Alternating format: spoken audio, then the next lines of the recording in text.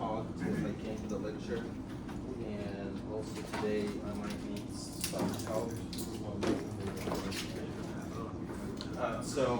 Are we good with the with the project? Did Ahmad cover almost everything? All right, so that's great. Actually, their project was one of the best projects last year. You don't have to get to the way that he presented the shear lag and all this stuff. But all what I want to see the output that he mentioned. Like I need to see how each parameter is affecting the shear lag. How, like for example, how the beam depth, how's the shear wall thickness, how the coupling beam dimensions is affecting the shear lag, the interstory drift, the total displacement of the structure, the base shear, and all this stuff. And I'm sure he showed you how to extract the results from ETABS, like how to take results from ETABS to Excel, and how to visualize these in terms of curves, right? So that's the most important part. So what I'm gonna do today, I'm gonna continue on the topic that I started last week on the seismic, if you guys remember. Like,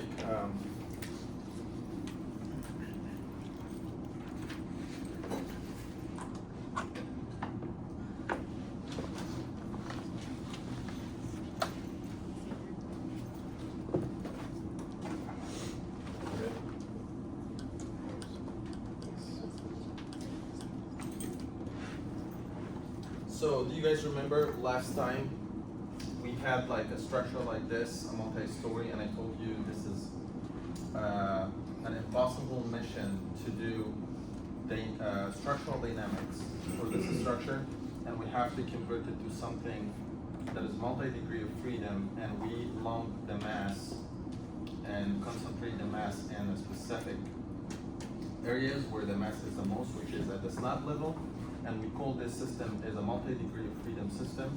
And it's possible to solve this system, but the thing is, when the number of degrees of freedom is huge, it is difficult to solve it manually, but maybe using software you can do it. And you can convert this multi-degree of freedom to one single mass and one single stiffness, and this is, we call it single degree of freedom system. And this single degree of freedom system, sometimes we solve it damped or undamped. And we talked about damping. It is something like this that affects the structural response to earthquakes. So we usually represent the damping with the letter C, and we represent the stiffness with the letter K.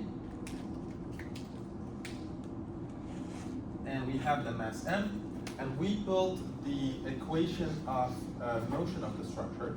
That was, if you guys remember, it was mu double dot plus ku dot plus cu dot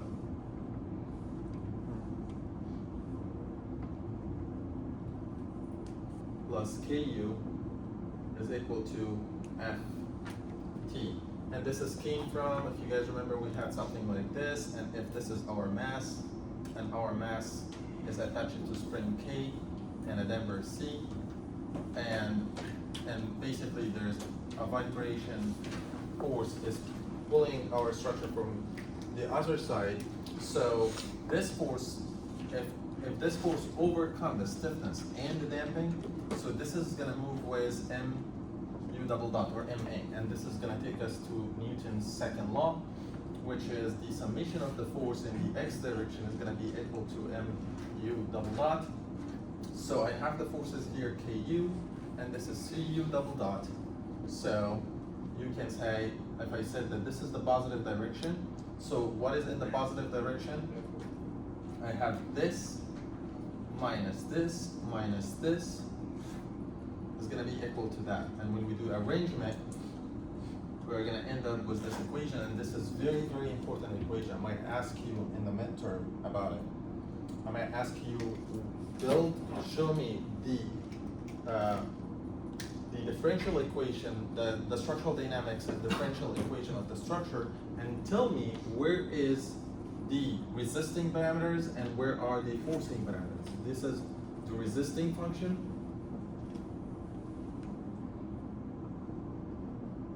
and this is the forcing function.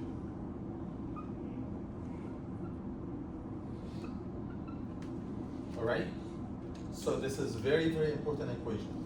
And we call this degree, this is a second degree differential equation. Do you guys know what is a second degree? Because Squared. no, Is it second degree because Second derivative. it's second derivative. Because u is double dot, yeah. Are you going to upload your notes of structural dynamics? Yeah, sure. If I didn't, just remind me. Like, Yeah. So in case of seismic, our Ft is equal to negative mu double dot of the earthquake. By the way, what is the difference between u double dot here and u double dot of the earthquake here? What is the difference? This is the acceleration of the structure. This is the acceleration of the earthquake. Like let's say this structure is gonna have an acceleration UG double dot something like this. But when this structure is gonna move, it's gonna have a movement to u that is gonna drive a velocity that is gonna drive u double dot. This u double dot also is gonna change. Because the thing is, u double dot is not gonna be a single number. Sorry, I forgot my notes. Can you cut a piece of paper? Yeah. Just wanna show you something. So let's say that this is my building, and my building is gonna have a shake from here. So this is the earthquake, but on the top is gonna move, it's not gonna be a single number. It's gonna be like here and go here and there and have a maximum displacement and keep this maximum displacement getting lower, and then at the end of the day, this u double dot is gonna be something like that. Over time, this u dot, since the earthquake was small, so it's gonna be something like this, and when it gets big, it's gonna make something like this, and then it's gonna die, and then the structure is gonna get back to that original position. So this is u double dot, but doesn't have g, because this is the excitement, or this is the acceleration of the structure itself. So that's what we need to differentiate, that there's an earthquake excitement, which is the ground motion acceleration, and there's the structure excitement, which is different from a structure to another. So other structure is gonna have different excitement or different acceleration under the same earthquake, all right? So this equation under the earthquake is gonna be equal to mu double dot plus c u dot, and since I have u only, that means this is the acceleration of the structure, this is the velocity of the structure, plus the stiffness multiplied by the displacement of the structure equal to negative the mass multiplied by u double dot g. If you want to rearrange this equation so you can send this to the other side, and you're going to have m u double dot plus u double dot g plus c u dot plus k u equal to 0. And this is the equation that we need to solve so that we can find the acceleration of the structure. And when I say solution, the solution of this differential equation is going to be that I need to find what is the value of u, what is the value of u dot, what is the value of u double dot. Given that, you know what is the value of this. All right? Solving this equation is not easy. It's a little bit hard. We use like Duhamel integral, because the thing is, this function is not equal to constant. Like this variable is changing over time. So basically you have to divide this to many time steps and solve it step by step. And then after you finish, you integrate all the steps that you have done. So I'm not gonna do that, but I'm telling you this is how it is being done. So because this input is something not constant, it's a function changing over time, something like this. So that's why the result of each one of these is gonna be also a variable over time. All right, so that's actually what I have done last time. And by the way, this is a summary of a whole course, the structural dynamics. So in the structural dynamics, you go to learn the different degree of freedom system, multi-degree damped and undamped, forced and unforced, single degree of freedom, damped and undamped. You are gonna spend 1 month learning how to solve each one of these systems. And by the way, this is one equation because it's a single degree of freedom. Like if it's a multi-degree of freedom, your equation is gonna be a little bit different. I'm gonna give you a little bit of idea. So when you have a multi-degree of freedom, the mass is not only one mass, it's multiple masses. And so you're gonna end up having a matrix, and this matrix has mass 1, mass 2, mass 3, up to mass n. And then you have zeros here. And this is gonna be multiplied by a vector, and this vector have u double dot 1, u double dot 2, until u double dot n. And then each u dot is corresponding to each story, M1, M2, M3. Same thing, you are gonna have a damping, you are gonna have C1, C2, up to Cn, and definitely you are gonna have some stuff here. It's not supposed to be zeros. And then this is gonna be multiplied by u dot 1, u dot 2, and u dot n. Plus the stiffness, you are gonna have k's here, k11, k12, and then all the way up to knn, and this is gonna be u1, u2, up to un, and then this is gonna be equal to a vector. So it's really a big thing to solve. When you take a structural dynamics, you are supposed at least, in a structural dynamic course, at least to solve 2 by 2 or 3 by 3. Like a multi-degree freedom that has 2 stories or 3 stories. More than that is gonna be a little bit difficult. But what I wanna say is, it's the same concept. Rather than solving one equations, it is gonna be a matrix. And this matrix is gonna be a little bit bigger, but it is the same concept. The most difficult thing when you take this in structural dynamics is to build these metrics. Is to find what is the stiffness matrix of the structure. We are gonna learn a little bit at the end of this course how to build a stiffness matrix of a structure. Okay? And building also the damping matrix, that's also a completely different level. I didn't see in a structural dynamic class they teach students building this matrix. Usually the mass matrix is a diagonal matrix, and the mass is on the diagonal, and everything is zeros. Solving this, you are gonna at the end of the day find u double dot 1, u double, because the thing is solving a structure, as you guys learned, is to find the deformation. We need to find what is the deformation, what is u1 and u2. So the solution at the end, I want to find what is this vector, what is this vector, what is this vector. Once you find one of them, like let's say you found the displacement, you can differentiate the displacement to find the velocity, you can differentiate the velocity to find the acceleration. So that is a summary of a structural dynamic course. So that's why I told you, if you want to master tall buildings design, you have to know structural dynamics. Okay, let's say that we knew structural dynamics. Let's get to the seismic part. So this is structural dynamics. Okay, so seismic part, this is seismic. How we can use our background about structural dynamics in seismic. In seismic, all what we need a curve like this. This curve has a parameter about the structure to give us the acceleration of the structure. I want to find the acceleration of the structure A, and we call it a spectral acceleration, and we put D, that means a spectral acceleration design spectral acceleration. I want to find out if a building that has a natural period T. Natural period we talked about last time, it's a parameter that represents the structure, stiffness, and mass. Do you guys remember the mass of the structure? Like we said before, that the omega of the structure is 2 pi over T. Like let's say omega is the frequency, and the frequency is how much you are going to make one cycle, which is 2 pi over the period time T. That's omega. And this is the same concept with building. Like the building, how much time it takes to go this and come back to the original place. So it is the same concept here, the frequency. And omega also is equal to root the stiffness over the mass. So you can equate those to each other, root k over m, and then you can find what is the value of t. It is 2 pi root m over k. That is the natural period of the structure. And it depends only on the mass of the structure and the stiffness of the structure. So, but if the structure, you are going to include the damping, you are going to find a damping coefficient in this equation. But this is undamped natural period of the structure.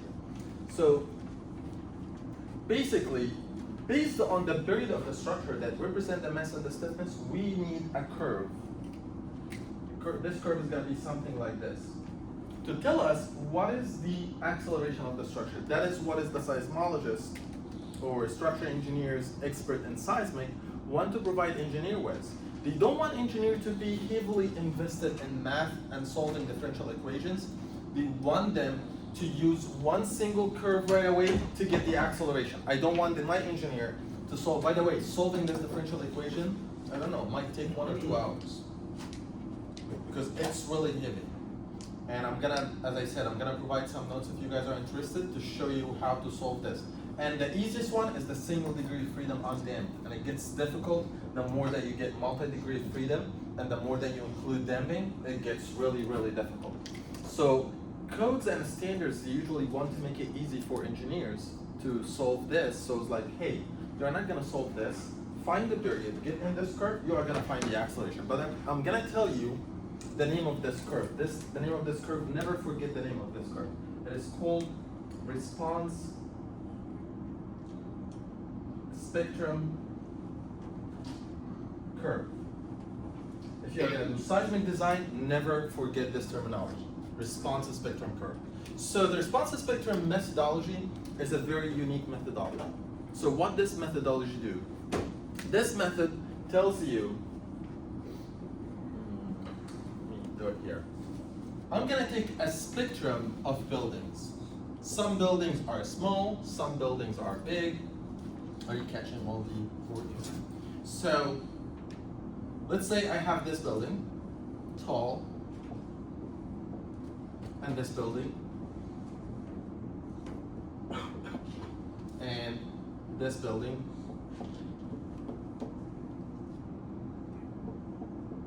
and this building. This is a spectrum of building. I'm not meaning like 4 buildings, thousands of buildings. Some of them are real, some of them are artificial.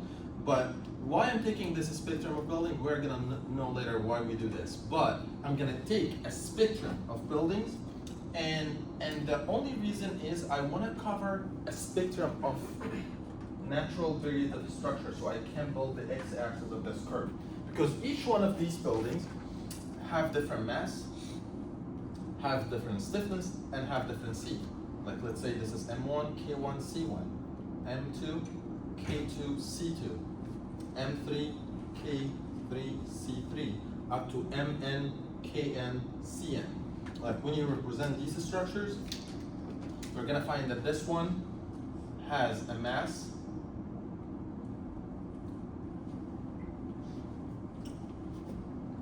that way, and has something K, C, and M, and this is M1, K1, C1. This one is gonna have M,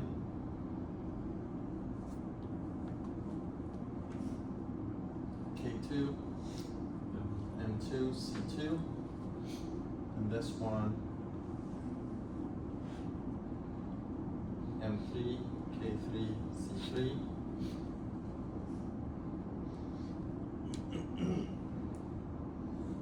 And this is MN, KN, CN. Alright? So everyone have different mass and stiffness and damping, but I'm not going to include the damping right now, I'm just showing you an example.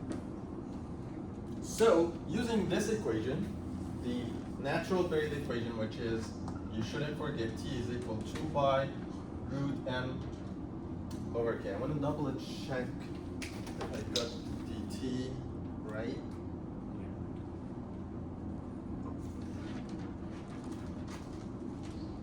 I'm sure you guys have the notes.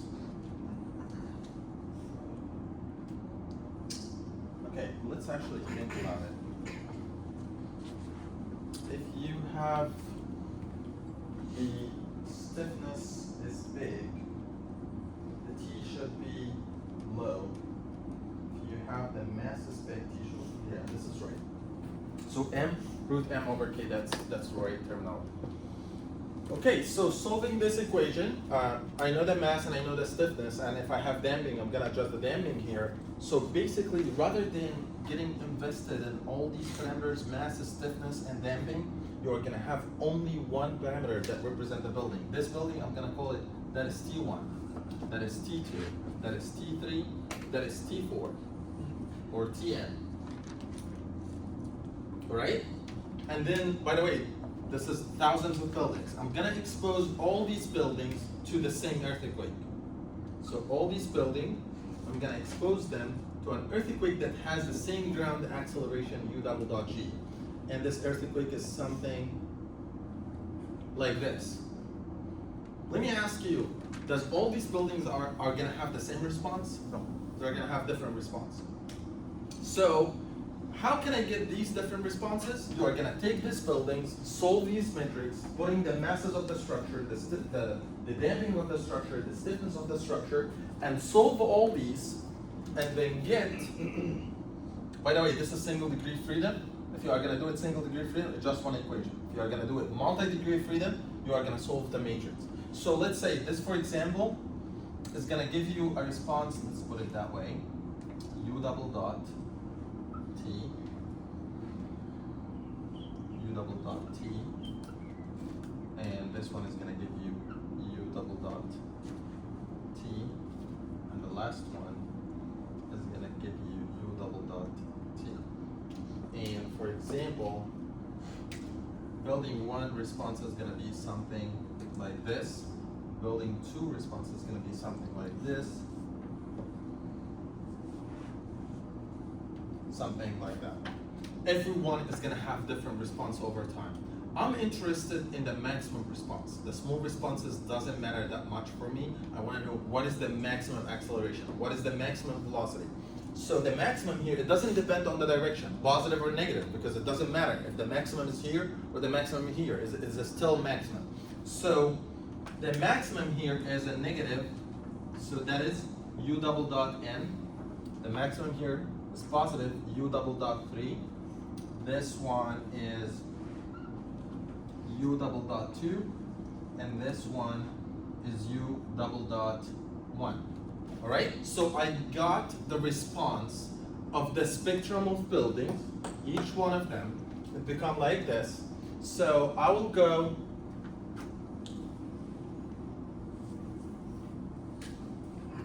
here, and I'm gonna put T, and U double dot. By the way, That's far. codes, they put U double dot, and they would say, I'm gonna call it SA. SA means spectral acceleration, which is the same like U double dot. So what I'm gonna do, I'm gonna take the T of each building, like building number 1 has T1, so I find T1, for example, here. And I found what is the maximum acceleration, and then I put a point.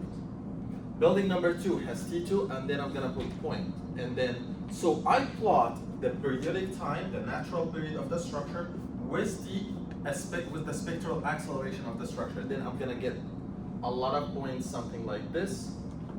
Then I will start, by the way, this is not 7 or 8 buildings, it's supposed to be something like this. You're gonna have thousands of buildings, something like this. And then you're gonna take a mean of all these buildings, so you're gonna end up with something like that. So can you guys tell me what is this curve now? The response spectrum. Response spectrum curve. Because this is really, really important questions when you go to interviews, like if you are gonna be like a designer for a big companies for the design tall buildings. They're gonna tell you what is the response spectrum curve. Response spectrum curve is a curve that captures the relationship between the natural period of the structure and the response of the structure. And this curve, the one that we draw right now, this is for only one earthquake, not for multiple ones. But the thing is, one earthquake is not enough. You need to cover a spectrum of earthquakes. Some of them are small, some of them are big, some of them have aftershocks, some of them have big shocks, because every earthquake is different. So there's a suite of earthquake ground motions that has been used to develop this curve. So what they do, they repeat the same process, and they do the same thing, like they plot the response of the structure for a different earthquake, and then it's gonna give you a curve, for example, something like this. And another one something like that. And another one something like this. It's gonna get you like 15 or I don't know, 100 curve or something. So at the end of the day, you want to get like, you don't want to get the envelope, because the thing is, envelope is gonna be huge. You're gonna design your structure for a bunch of earthquakes that might not happen in the history of the building. Because the return period of the earthquake is huge, depends on the zone. But what we do, we take an average. I'm gonna take an average, something like this. And then you end up with a curve like that. Let's see how this curve looks like. T.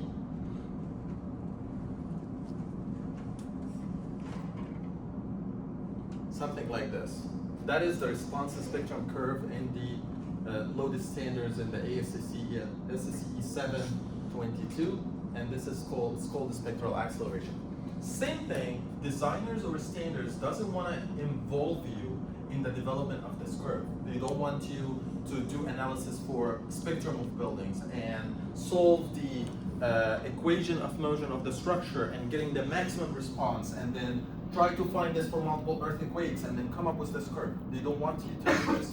So they come up with a set of equations that can tell you how to draw each one of these curves, okay? That's what the standards did. But what I did right now, I showed you step by step how the standards come up with these curves, right? Okay, so does anybody have any questions for now? Is everything good? Yeah. Can you repeat again? So basically the spectrum, the response spectrum curve is basically taking the frequency with respect to the spectrum accelerator, right? The responsive spectrum, look at the name, responsive spectrum curve. It is the response of a spectrum of buildings. And this spectrum might be thousands of buildings. But it is the response of the spectrum of buildings to a suite of earthquakes. And that's the suite of earthquakes that we have. And this response is in terms of the natural period of the structure corresponding to the acceleration of this spectrum of buildings. And the mission of this curve is to tell you what is the response of the structure that get excited to a specific earthquake. Okay, so basically all what I'm interested in, if my building has a natural period 1 second, what is the acceleration that I should design my building for? Like for example, that's my building. It's something like this. All right?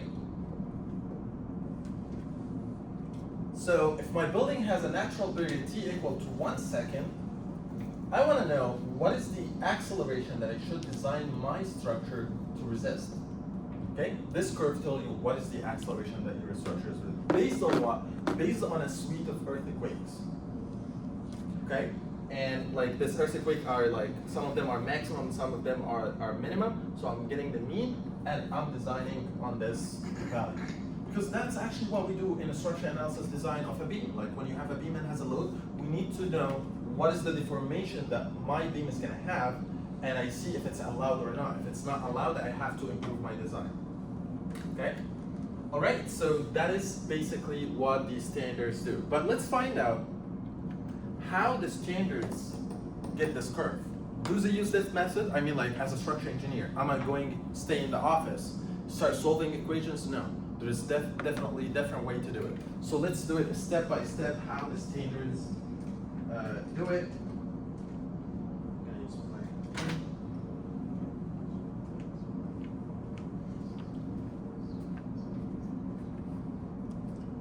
All right, let's do number 1.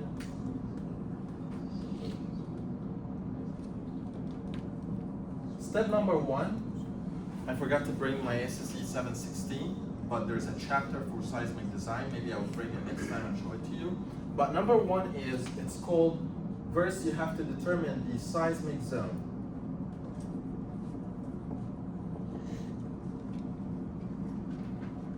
And this is the seismic zone. We needed to find what is the maximum considered earthquake for this region. So basically, in ACC 716, we need to go to the seismic chapter, and then in the seismic chapter, it's gonna ask you what is the seismic zone. There's maps. In the map, you can go in and try to find what is the maximum considered earthquake for your zone. If it's LA, it's gonna be this. By the way, your structure is gonna be designed for LA zone. Did you guys got that? LA Okay. zone. So, because the thing is, Miami, the earthquakes is barely minimum, it's mostly wind. So if you did your structure, it's gonna barely have response. So we're gonna do it for LA zone, and you need to find the maximum earthquake. I'm gonna tell you how to get that, but let's put this first. And when you go to the maps is gonna give you something called SS and S1, the spectral acceleration, short period and 1 second. It's gonna give you these two things. By the way, this curve, the responsive spectrum curve, is divided into multiple zones. This zone is called, this line is from 0 to TO, and this one it's called the short period, and this one is the 1 second, and at a specific time here it's called long period structures. Their structure has very low, it's mostly the residential buildings. Like if you have 1 or 2 story, the natural period of this structure when a seismic happens is like 0.1 second or 0.05 second, very small. 1 second, that's like a 10-story structure. 10-story structure has like around 1 second period. So there's something in between, we call in between this low and the 1 second, it's a short period of structures. Once it exceeds 1 second, you are like almost getting close to the long period of structures. Most of our tall buildings is around this zone, from 1 to TL, which is around, depends on your structure, maybe 8 seconds or 5 seconds. I'm not sure if, did you guys cover how to get the period of the structure on ETAPS? The moon shapes. So in the moon shapes, it tells you what is the natural period of each moon shape. Okay, I'll show you. Anyway, so this is how the responsive spectrum look like. And first, once you are done with the seismic zone, next you are gonna get something called number 2. It's called soil classification. By the way, you're not gonna do all that, but I'm telling you the steps, how to do it with their softwares that do that. I'm gonna show you the software, but I'm telling you what is happening and how the software calculated the values at the end. So once you get the seismic zone, there's soil classification.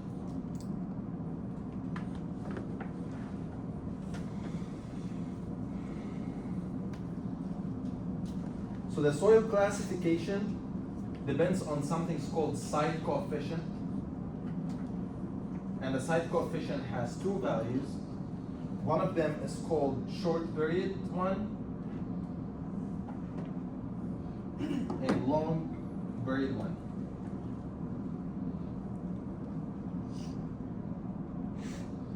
And this one is called FA, and this one is called FV. You need to get to the tables and find the value of these 2. Number 3. So I'm gonna use the values that I got it from the maximum considered earthquake, SS and S1, and the site coefficient to find something called risk targeted spectral acceleration. So the risk targeted spectral acceleration is called SM, and there is one short SMS, and then there's SM 1 second. So basically you multiply FA by SS and FV by S1 to get the maximum targeted earthquake. By the way, this is the risk targeted earthquake. We need a design one. The design one reduce this value a little bit. So we call number 4, it is called design spectral acceleration.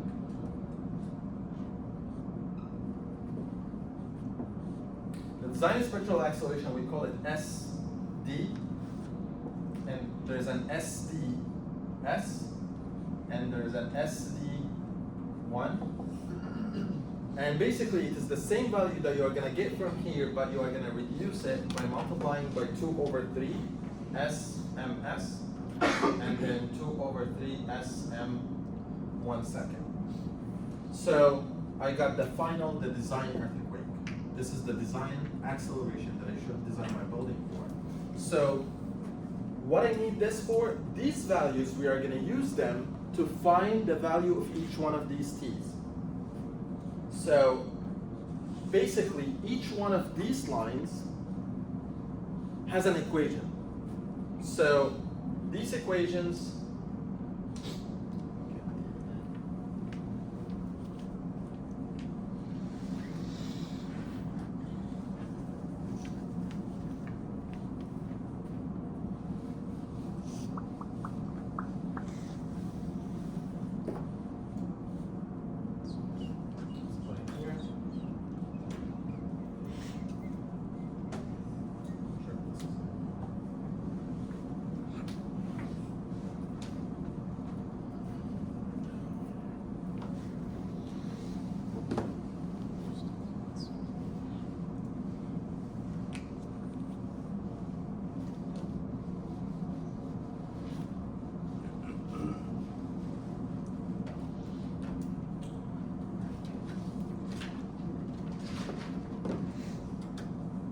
number 5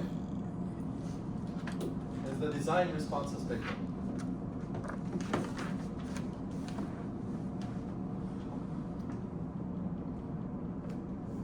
The design response spectrum is the one over there. There's a relationship between the T and S design.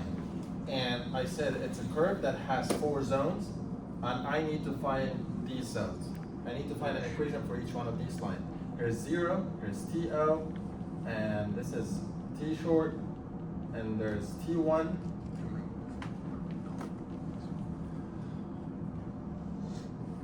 and there's T long. Sorry, this is 1 second. Yeah. Alright, so each one of these zones, it says if T is less than TO, your equation, your spectral design, SD, is going to be equal to SDS multiplied by 0.4 plus 0.6 multiplied by T over TO.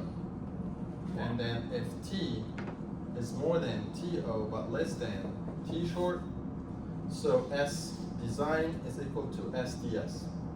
If T is more than TS but less than 1,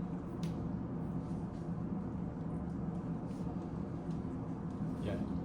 oh, this one is constant, just 1 second. Yes. SDS. T, yeah, SDS, and then TS, TL. To TL or The to thing what? is, I think to 1. Yeah, to 1 is gonna be equal to SD1 over T, and then if T is more than TL. 1. 1 is gonna be equal to SD1 multiplied by TL over T squared. So what is the values of these T? What is T? What is TO? So there's also equations for that. All this is in the code, by the way. So you are gonna have this in the code. You don't have to do anything on your own. And as an engineer, we're usually not doing all this stuff. There's softwares, we put the seismic zone and then run, or the soil, and then it gives you, I'm not sure if I can show you the SCC 7 hazard. Yeah, the hazard tool. Yeah, the hazard tool. yeah. You put these, and it gives you all the parameters, all the things that you have to do in the response spectrum in ETAPS. Okay. So, and this T like is the fundamental breed of the structure.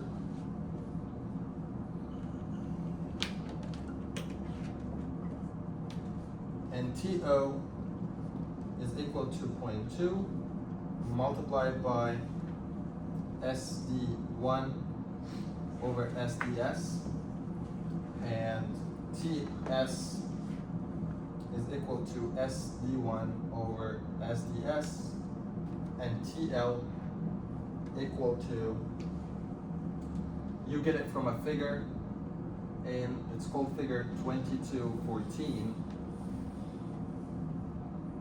and the ESCE 722. So there's a figure that you can get this thing. So it's a bunch of stuff, a lot of stuff, but by the way, sometimes when, I don't know, maybe in the BE exam or something, you have to know where are these in the loaded standards. So you have to know what is each one of these means, how to get them, how to get the value of each one of them. I'm not sure if the BE goes that much in depth, but this is what is behind everything about the seismic load. And the way that I have my standards, I have like a sticky note where to locate each one of these. Like the seismic zone, I put a sticky note in the standards. Soil classification, a sticky note. Risk targeted, I put a sticky note, so in each one of these. So this is really, really good, but I want to take you to another concept when it comes to seismic. But before that, let's talk about the importance factor, and then I'm going to talk about the seismic design coefficients. So let's put risk factors, importance factor. Okay, number 5, number 6, importance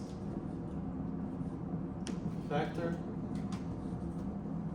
and then number 7, seismic design coefficient and factors.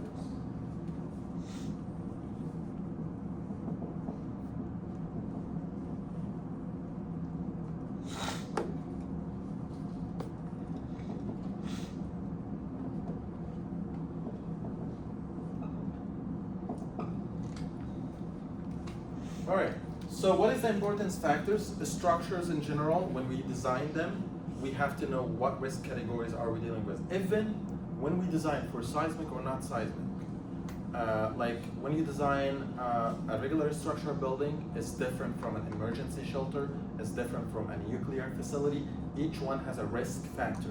Basically, you multiply the loads by specific numbers. There's a low risk category when you multiply by 1. You don't have, sometimes you have to multiply by 0.9. You can't increase the loads. Like let's say a storage facility that barely nobody's there. You can decrease the load. I believe there's 0.9, maybe I need to check the codes, but there's one that you can reduce the loads, but there's some stuff that you have to increase the loads. And definitely makes sense if it's a hospital. It's gonna be like 1.2 or something. If it's a nuclear facility, it's gonna be 1.5. If it's an emergency shelter, what emergency shelter, like schools or something, sometimes during natural disaster, I don't want to say natural disasters, during natural hazards, because I don't want to say natural disasters because disasters are not natural.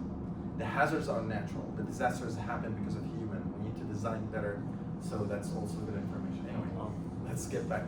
So during natural hazards, earthquakes, when hurricanes, people use the schools and maybe stadiums and big places as a shelter. So you need to design these buildings to last, not to fail during big events. So sometimes we increase the risk factor. So risk factor is, there's a table in the code to get something called IE, and this IE is gonna have multiple one, depends on the risk category, like risk category 1, risk category 3, 2, 3, 4. So, and this one, let's see the numbers that I have here. Yeah, there's no point. So I have 1, and 1 is, and actually, risk category 2 is still 1, risk category 3 is 1.25, and the other one is 1.5. So I believe our building is still in risk category 1, not 2. I believe it's 2 or 1, but not 3. Okay? But sometimes some owners always come, oh, I want my building to be risk category 3. Like I don't want my building to fail during an earthquake. But this is gonna increase the value and the cost of everything. Is like, oh, I don't care about money. Some people would do that. But let's say you need to find this risk category.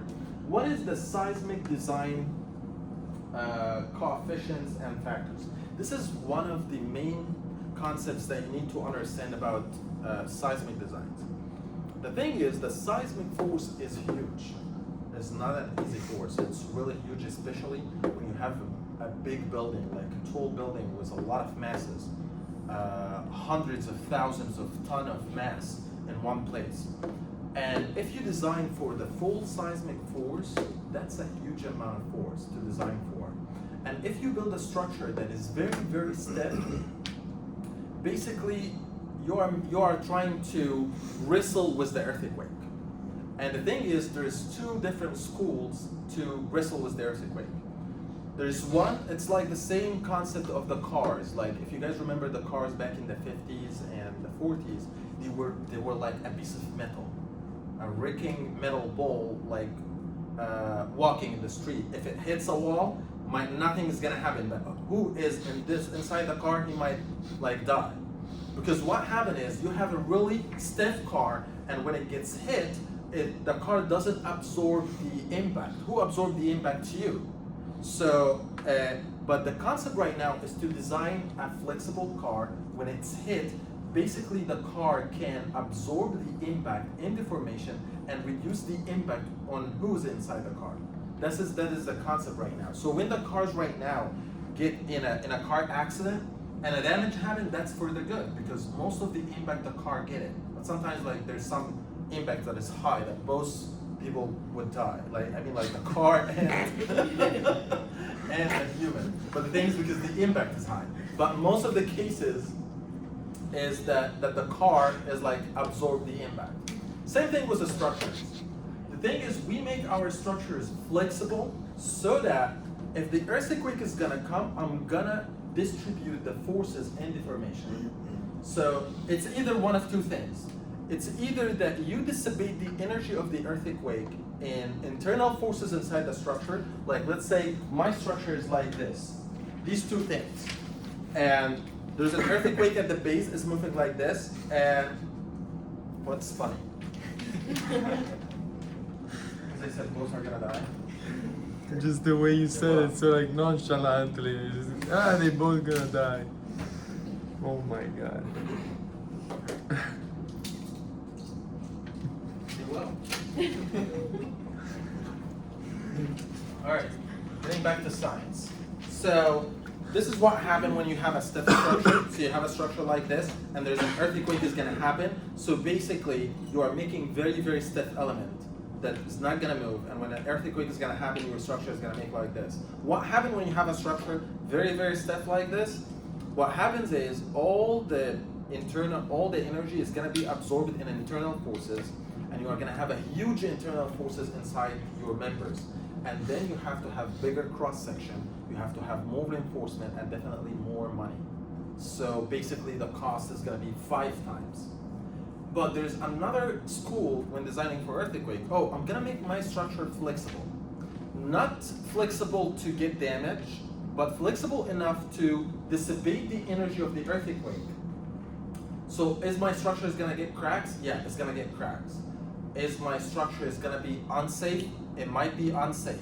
But is my structure is going to fail? No, it's not going to fail. So basically people can get out safely. There might be cracks, you're going to see everything might be falling, like fixtures, painting, flooring is going to be shifted. But the thing is, your structure is not going to fail, but it's going to have permanent damage or maybe interior damage that you can't fix it after the earthquake. But here's the thing. So it's either one of two things. You design for the full force of the earthquake. Basically, after the earthquake, your structure is going to be getting back to the same original place, and there's no permanent damage. Or you are going to design your structure maybe 1/5 of the force of the earthquake. Your structure is going to have a lot of movement with the earthquake, but your structure is not going to fail, but it's going to have a permanent damage that you need to fix. So the investment is going to be after the earthquake. So it's either you invest in your structure before the earthquake or after the earthquake. So there's two schools, but the one that the codes use is that we use reduced loads. So how this work here? So let's say this is the force displacement relationship F delta. So if I'm gonna design my structure to resist the full force of the earthquake, basically, if my earthquake force is getting high, my structure is gonna have an elastic displacement. It's gonna be something like this. So what this means? Basically, the relationship between the force and displacement is gonna be linear. Like let's say your force of the earthquake stopped here. After the earthquake is done, your displacement is gonna get back to the original place because you are still in the elastic zone. Like your structure, all the displacement are elastic. Like your structure make like this, after the earthquake is gonna get back. But at some point, your structure can get to the point, to the inelastic deformation that is not gonna get back to the original displacement. And this is when cracks happen. Once the crack happens, there's no way that the crack is gonna close on itself, right? So your beams are gonna get cracked, your columns are gonna get cracked, these cracks are not gonna heal. Okay? So that is, it's called elastic design. When we do, what we do in earthquake, we do inelastic design. We let our structure to go to this point, and after a specific point, I allow my structure to do inelastic deformation, something like this. At the end of the day, they both are gonna have the same delta, but this one that is being designed for a bigger force, let's call this F1. After the earthquake, it's gonna get back to the original position. But this one is being designed for a lower force. I mean, it only resists this force, but after this force cannot resist. It's gonna have a permanent deformation. And your structure, when after the earthquake is gone, is gonna get back here. So you are gonna have permanent deformation in your structure. So let's say, I'm gonna make it like this. So this is the delta elastic for your structure, and this is the delta inelastic. So you are gonna have permanent deformation in your structure, something like this. So we are gonna allow this permanent deformation to happen by designing our hinges and our connection as something called ballastic hinges. What ballastic hinge is, the ballastic hinge, it can have deformation and can have plastic deformation. Plastic deformation, that deformations that are not elastic. It's gonna have cracks, but it's gonna be controlled cracks. That is not gonna allow your structure to fail, but it's gonna allow your structure to dissipate the energy of the earthquake. But you are gonna reduce the design force from F1 to F2. And this reduction is called R. This is called reduction factor. R is gonna be equal to F1 over F2, which is the F elastic over the F inelastic. This is really, really important concept in earthquake that you need to fully understand. But how we can find the value of this R depend on your structural system. Is your structural system is equipped enough to dissipate the energy of the earthquake? There is some systems that are very flexible, and there's some systems that are very stiff. Frames are very flexible, can go very easily. Shear walls are very stiff. So that's why the frame system have bigger R than the shear wall system. So how we can find the value of R? You go into the standards and go to a table that you can get the seismic design coefficients, and you are gonna find hundreds of, not hundreds, like tens of systems, maybe 20 or 25 systems, steel, concrete, and each one has a steel frame, a steel shear wall, combined systems, and then based on the system, you are gonna find the value of R. And you are gonna find another value, it's called omega, and another one, it is called Bless you. Thank you. Okay, so you're gonna have omega is the overstrength factor, and there's something called CD, it's the deflection amplification factor. So basically, if you design your system, okay, let me put these. It's called deflection displacement amplification factor.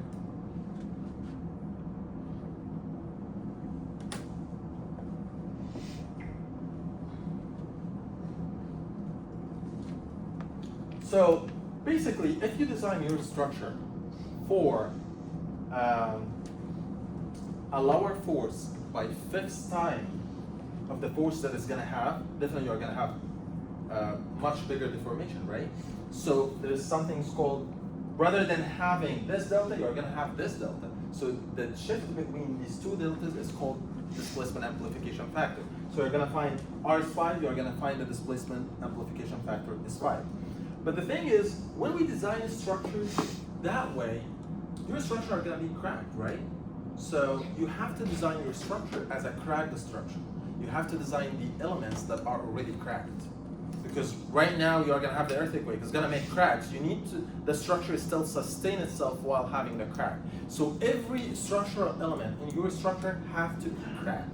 Do you guys remember when we do SAP 2000, there was something called stiffness modification factor? So we have to reduce all the stiffnesses of all the elements. So each element is gonna be reduced the stiffness. Like, as far as I remember, there's the I of, let's say, beams, walls, slabs, columns. I believe the I beam was 0.5, the walls is like 0.7. Check if I have it here. I'm gonna upload the notes and then you're gonna find out what is the actual value of each one of these. Oh, okay, it's here. All right. Beams is 0.35, slabs is 0.25. Okay. 0.35 for beams, and it's 0.35 from the I gross, and the walls is 0.7 from the I gross. Slab is 0.25 of the I gross. Columns is 0.7 of the I gross. So basically, all the stiffnesses of all the elements are going to be reduced to this value when we do seismic design. So this is how this concept works. So that's, I believe, I covered almost everything about the seismic design concept. So yeah, that's almost. There's other stuff I don't think that we needed for now, because this is if we're going to do manual analysis. Like sometimes if you have a structure like this and you want to know manually without doing SAP 2000, what is each story force is going to be F. And the thing is, we are using ETAPS, so every one of these story has a value F. Basically, you take this base shear at the bottom and distribute it all over your structure. And the more that you go higher and the more that your mass is, your force is going to be much bigger. But the thing is, I'm not designing my structure manual. I'm using ETAPS to get the structure on all, to get the forces on all of your structure. Okay? So on this board, I believe everything, or the most important parts about seismic design and structural dynamics. I believe this is one of the most important boards in structural engineering. So there's a lot of stuff behind it. If you want to dive deep into each one of these concepts, try to use, there's a textbook, it's called Chopra or Mario Baz. They go very in-depth in structural dynamics. And also, Chopra has a lot of stuff about the seismic design.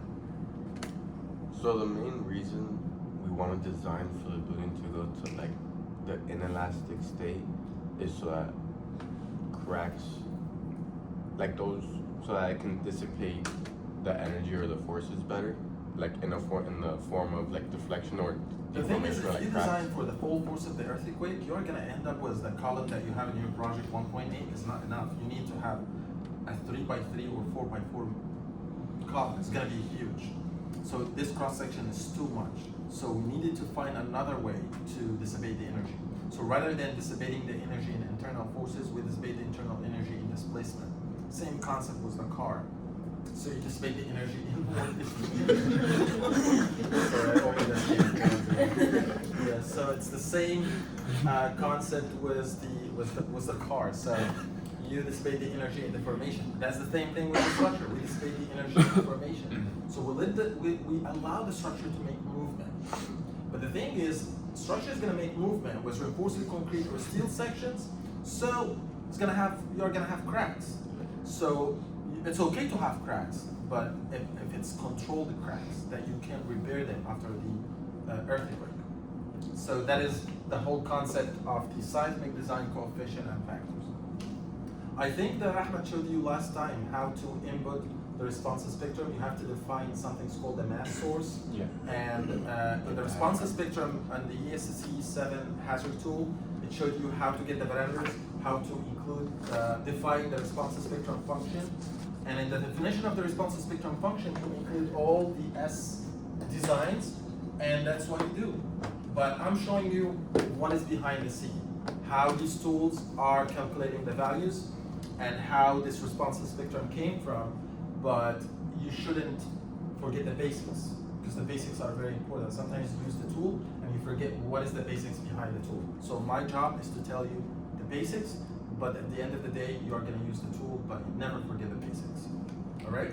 So if you have any questions while doing the project, I know we have around 3 weeks, but believe it or not, once you build your structure, actually building the model is not difficult, right? I uploaded the AutoCAD file. All what you have to do, take the same AutoCAD file and adjust it based on the spacing that I give to you. Some of you have a spacing 2 meters, some of you have a spacing 2.5 meters. Just adjust the spacing between the columns and upload it to ETABS. And I believe he told you how to adjust the values of the beams. You select all the beams, one selection, and replace the section or change the section. And then save them all as, and then keep adjusting and create. I believe you guys have like 15 model. Like once you change everything, did you guys start it? No. No. Alright, you guys should have started. No, I started, just not started. Yeah, at least build the model. Maybe I will use some time next time to show you some stuff and to discuss with you. But start today so that next time you guys come with problems so we can talk about it. All right? Okay, see you guys next time. Thank you. Can you send me the video? I don't know, like, I can give you my